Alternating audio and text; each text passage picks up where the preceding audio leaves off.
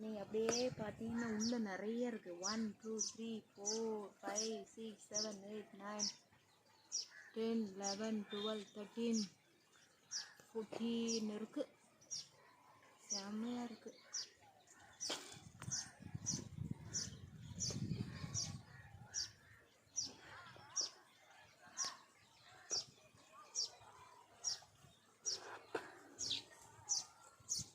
தண்ணிக்குள்ளவே இருக்கு பாருங்க. அப்படி பயங்கரமாக இருக்குது. தண்ணிக்குள்ளே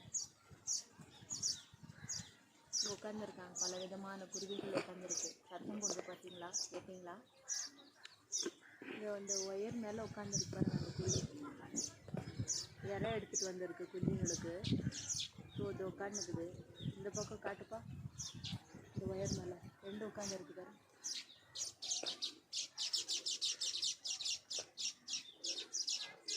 நாங்கள் ஏதோ அதை செய்கிறோன்னு சொல்லிட்டு அது பயப்படுது. ரொம்ப எடுக்க முடியல.